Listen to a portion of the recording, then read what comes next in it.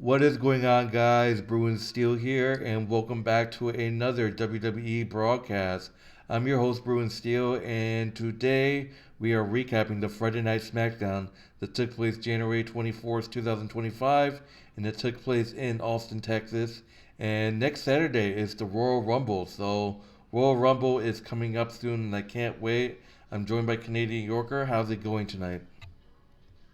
It's going really well tonight. Can't complain. There's a lot of things been going. Just the week has just started, and it's already so many things to do. But I can't wait for Royal Rumble coming up, and it's going to be exciting to watch. Yep. All right, so to start off the Friday Night SmackDown, we start off with Cody Rhodes. Cody Rhodes making his entrance. He puts Kevin Owens over as a genius in the ring. His genius IQ, a once in a generation superstar. But what hurts is that 10 out of 10 times he chooses an easy way out. But that's why a ladder match is APT. No disqualification, no pitfall, no interference. Just who has the courage to climb a ladder and retrieve the title.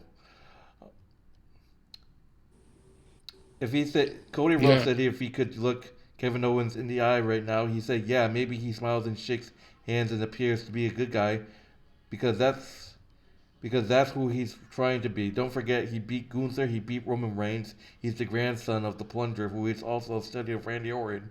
And before anybody loved the American Nightmare, he was as mean as it gets. He'll punch Owens in his car. Simply put, good luck." So, Cody Rhodes is pumped up for the ladder match next week. So it's gonna be hell of a match. So, any thoughts before I move yeah, on? yeah. It's going to be interesting. See what's going to happen with Cody and Kevin, and we'll have to see who will be the determined winner of that match. The time to talk is over. It's time to to to determine who will be the one to take the WWE Championship home with them. All right, moving on to the first match of the Friday Night SmackDown. We got the Motor City Machine Guns, Alex Shelley and Chris Sabin versus Pretty Deadly, Epton Prince and Kit Wilson. Prince and Sabin to start, collar and elbow into the corner. Excuse me. Epton with a dirty break with a front kick up and over. Chris catches him with a pair of arm drags, but he got leg sweep scouted and blasted him with a kick. Wilson and Machine Guns takes over. Double flapjack cuts him off for a near fall. Sabin out on the floor. Pretty Deadly turned the tide and chuck him over the timekeeper's barricade. Shelley comes over to save his pal. Back from Alex makes the hot take and goes to town. DDT. Excuse me, sorry. What the hell? DDT 2 for 1 for 2. Tag to Sabin, sliding drop kick. An assisted takes Pretty Deadly. What is going on? Tag to Sabin, excuse me, sliding drop kick and assistant top takes Pretty Deadly out. Skull and bones denied. Assistant gut buster DDT tag to Ellie. Assistant bulldog no good. Back and forth. Motor City Machine Guns was able to hit the skull and bones on Kit Wilson. Motor City Machine Guns defeats Pretty Deadly by pitfall. What are your thoughts on the Motor City Machine Guns defeating Pretty Deadly? Um, yeah, I think this is interesting. I think pretty deadly. They need this push going forward. It would have been nice to see Pretty Deadly get a win because they haven't been really relevant in a while. But they're beating Motor City Machine Guns. Um, it makes them a very, you know, they could be better than what they are now. That's all I'm saying about Pretty Deadly. For Motor City Machine Guns, they just exploded on the scene. They were champions. They became champions, and I guess they're working their way around to getting back to being champions. Um, so this is going to be good for Pretty Deadly and for um, for the others. So that's all that there is to say about that. All right, moving forward, we got Kevin Owens yelling at the commentator, asking him where his interview is, and says he almost missing Michael Cole. He cuts a promo about how he's going to win the Royal Rumble and confront Matthew McDonough, taunting him with a sports reference. Big Jimmy Uso makes his entrance, and Owens asks him what he wants, and Jimmy Uso says it's because he talks too damn much and clocks him with the microphone before brawling with him and laying him out with a super kick. Big Jimmy Uso goes up top, but Kevin Owens runs away. So we're gonna get Kevin Owens and Jimmy Uso in a match tonight. So yeah, that's gonna be fun to watch. All right, moving forward, we got B-Fab and Michan teaming up. We saw what happened last week. B-Fab and Michan facing off against Chelsea Green and Pimper Niven. Michan and Niven to start. Green tags in on the ropes. Gallagher King and Michan drags her in by a finger. Kill switch denied. Big chop in the corner. Michan twerking. Pimper up on the apron, running interference, and Chelsea takes advantage. Snapping off a suplex for a near fall, standing on Ying's hair. Surfboard. Mia cuts her off with a kick, and she tags Nivens in. Pimper cuts Michan off and is met with kicks. Rolling away with a senton, crawling. Tags made. B-Fab ducks a lateral. Elbows. Big slap, reverse roundhouse kick in the corner, whipped around into the boot. Pimper runs in malfunction injunction. Um, she swears she's gonna fix it. Blind tag, black hole slam on B-Fab. Kill switch counter. Mi Chan gets her, hitting the soul food from Mi Chan on Chelsea Green. B-Fab and Mi Chan defeats Chelsea Green by Pimper. Excuse me.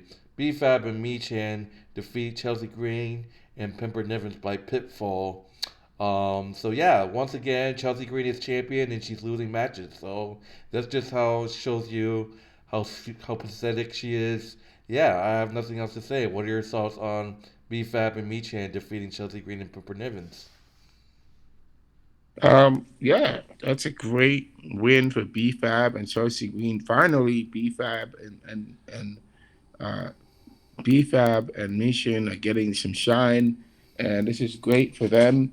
And we have not really seen much of B-Fab. She's been out of action, but it's good to see her back in action, doing her thing, just getting involved in everything.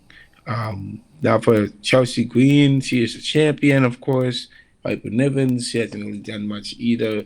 Um, but yeah, I mean, just we have to see what will happen between um, BFAB and between Chelsea Green and Michan. Maybe she'll get another title shot, or maybe she'll have someone else challenging her for the U.S. title. So we'll see what happens with that.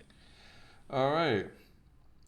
Moving on, we got Tiffany Stratton. Let's go. Making her entrance and says she's not worried about the Royal Rumble in the slightest because whoever wins will be running on Tiffy time. It's Tiffy time. She gets interrupted by Rhea Ripley. She says she knows Tiffany is a little bit new here, but she's a women's champion too. So championship, she kind of want to say she respects what she did to Nia Jax, but it's not going to compare what she's going to do to her tomorrow night. They get interrupted by Nia Jax. She declared for the Royal Rumble and said she's going to win and take her title back. She gets interrupted by Bianca and Naomi. Naomi says the ring filling up real quick, but that's where we come to the same thing. That Bianca and Naomi is going to enter the Royal Rumble. Bianca says she's like that except for one thing, she's entering and she's going to win. They agree for one of them is going to win, and that's what matters. They all get interrupted by Liv Morgan, flanked by Raquel Rodriguez. Morgan runs them all down, saying Rhea lost her man to a real woman. Tiffany is a wannabe Liv Morgan doppelganger. And the rest are declaring for the Royal Rumble. She doesn't care because she's entering the Royal Rumble, and of course she's gonna win. She gets in the ring. Rhea Ripley drops her with a headbutt, and the brawl breaks up. So yeah, once again, Rhea Ripley and Liv Morgan come across each other. End the fucking feud already. What are your thoughts? You do not like this feud at all, but I can see this thing. This is just like an aftermath for Rhea Ripley. I mean, Liv Morgan is not obviously is not done with Rhea Ripley just yet because they are rivals. She has unfinished business with her, um, and um, I think that I mean yes, this feud should be over between them, and they should move on to something else. Now Tiffany Stratton, man, she is the new champion. She's doing her thing. Um, I do think that Nia Jax is going to be coming after Tiffany Stratton to get a title shot from her to get a championship back, and that's definitely going to happen. Um, and if Liv Morgan is the same thing. Liv Morgan will uh, probably go after Rhea Ripley for her title, get her title back. But we'll have to see what will happen now for Tiffany Stratton and Rhea Ripley. That would be a very interesting um, angle there, because these two are like the complete opposite of one another. Rhea Ripley and Tiffany Stratton are the opposite, and so I think it's just two different styles clashing that are uh, not they don't mesh well together. But it's just going to be uh, two styles that are just clashing together, and obviously both these ladies think differently from each other. So we have to see if in the future. I definitely see them going, becoming rivals in the future. So we'll have to see what happens. All right. Moving on, obviously that brawl starts a match. We got a six-woman tag: Bianca Belair, Naomi teaming up with Rhea Ripley against Candice LeRae, Liv Morgan, and Nia Jax.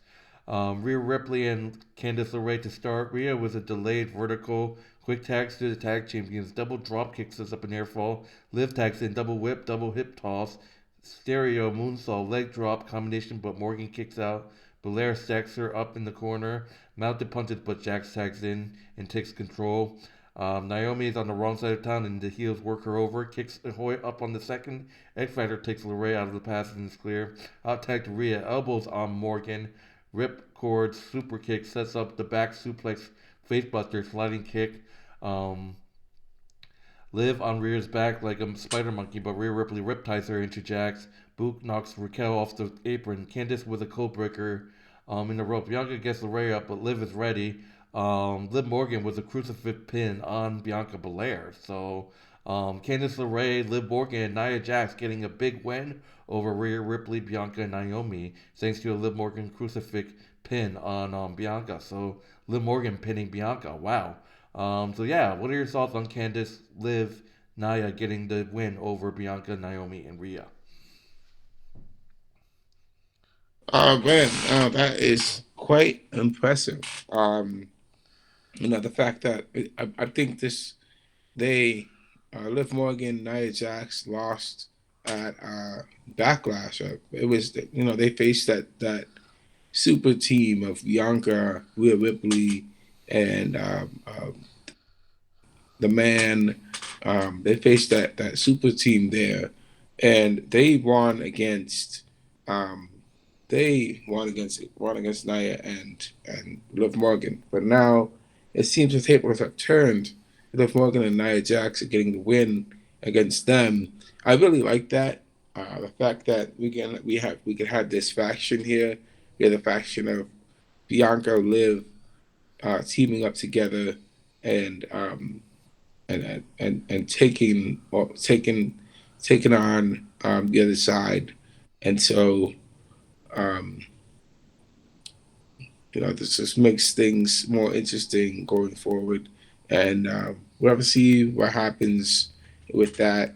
Um, that's all I got to say about that. So hopefully we'll see how this story progresses. All right. Moving on, we got a one-on-one match with Apollo Crews. We haven't seen Apollo Crews a lot versus Johnny Gargano. Apollo Crews lights him off with forearms off the ropes, big lateral, vertical suplex connects off the ropes, drop down, drop kick. Gargano rolls to the floor, and Apollo Crews follows with a plankton, but nobody home. Moonsault off the apron. Crews is fired up, but John cuts him off, and Tomo Simpa gets involved. Apollo off the rope. Leaping lateral, fired up. Military press dropped into a stand moonsault. Gargano kicks out, trading elbows.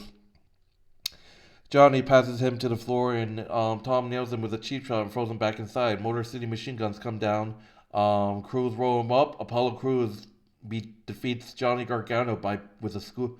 Apollo Cruz defeats Johnny Gargano with a schoolboy pin and gets the victory. So wow, thanks to the Motor City Machine Guns, Apollo Cruz gets a victory over Johnny Gargano. What are your thoughts on Apollo Cruz getting a win over Johnny Gargano? I think that it's an impressive. It's a win, and a win is a win. So um, got to see what happens. I think Apollo Cruz has got to be utilized better and used more, um, because he has the ability to do that. Um, uh, yeah, I think that Apollo, for Johnny, no. Now Johnny is he should be winning matches and not losing matches. But it's this is like a tough market, so Johnny Gargano has um, to do things that he's not comfortable with. So he has to find ways to improve and as a wrestler. So that's what I gotta say about this match. All right, moving on to the next match. We got LA Knight, yeah, versus Tama Tonga in the one-on-one match. Tonga hots out the gates, body blows into the ropes. LA Knight catches him with a snap scoop power slam for two, putting boost to Tama. Actions into the floor, over the barricade and into the crowd, but Tonga snapped his neck over the barricade and dents his nose. Tama walks the barricade, diving lateral connects. Back and forth, LA Knight distracted by Fatu at ringside, and Tama smashes him into the steel steps.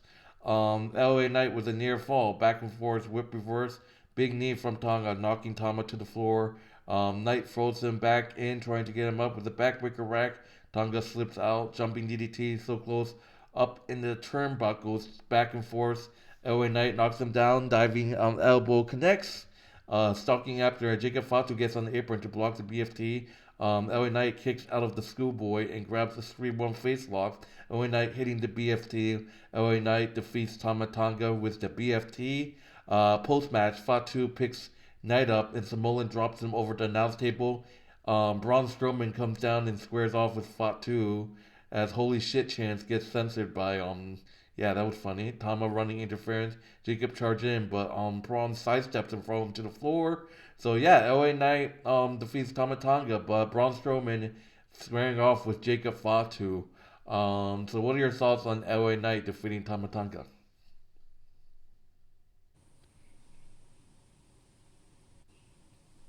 Hello? Yeah, I'm here.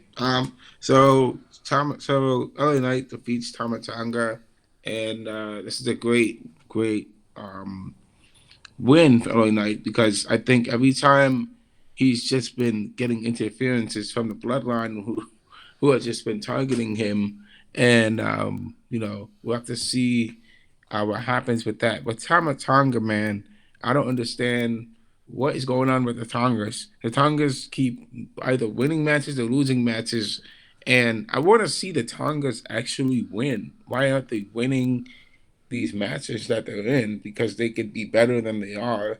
So the Tonga's got to get some wins, man. I mean, Tonga Loa, they got to get wins over the opponents. But it is what it is with that, and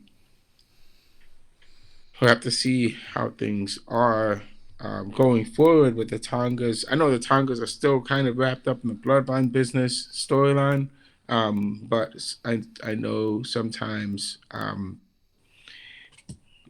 things come up, so we'll have to see how things are going forward. And by the way, Tama Lola is still hurt, so he's gonna be out for a bit. Oh wow, he's been out for a long time. He has a torn ACL. Ooh. Um, but moving forward, we got Carmelo Hayes going one on one with Damon Priest. If you guys don't know, it was announced that Damon Priest got drafted to SmackDown. So Damon Priest is on SmackDown now. So that's good because he needs to get away from the Judgment Day, drama and stuff like that. So welcome to SmackDown, Damien Priest. And in his one-on-one match, he's going against Carmelo Hayes. Hayes circling light on his feet. Priest offers his tank of strength, but he returns a front kick and chops. Whip block. Damon throws him into the corner and pummels him with kicks. Near fall. Mello rolls to the ropes, back and forth. Hayes knocks Priest to the floor with a front kick. Hip cheap kick keeps him off the apron. Top goes and wipes him out. Carmelo Hayes follows all of that up top with a top wrist lock in the ring. When Damien threatens to break away, Breeze fired up. Front kicks, rolling elbow, and big uppercut. Slam gets a near fall action to the floor, and Breeze blasts him over the timekeeper's barricade back inside. Hayes tries to rally but gets clocked, and he argues with the referee. Damon Priest hitting the South of Heaven. Damon Priest defeats Carmelo Hayes in his SmackDown debut match. What are your thoughts on Damon Priest's win over Carmelo Hayes? You know, I think, yeah, Carmelo Hayes is good. Damian Priest is good.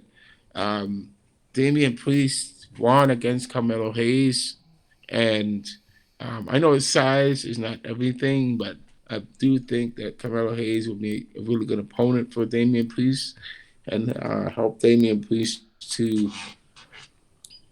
grow as a wrestler. But at the same time, I do believe that uh, Carmelo Hayes, he has it. He has it to be great. However, I do believe that Carmelo Hayes is being held back a little bit, and he's not really showing his full potential. Damian Priest definitely has made a lot of progress with things. He's was former world champion. Carmelo Hayes was not champion, but he will be in the future. But Carmelo Hayes, man, I think that he's got to uh, just accept things. It's going to take a while for Carmelo Hayes to get into it, but I think that he could definitely build up his following, just like Damian Priest has done. Alright, so moving on to the main event match, we got Jimmy Uso versus Kevin Owens. Owens immediately bails to jaw with the commentary, and Uso comes out after him to cut him off. Back inside, meeting Jay was clubbing blows. I think the site meant Jimmy. Sorry. Uh, Shows off, shoulder blocks, connects, drop down. Kevin Owens thinks fast and hits a senton, throwing Jimmy hard into the turnbuckles, right hands grinding him down in the ropes to the floor. KO with a fraud splash.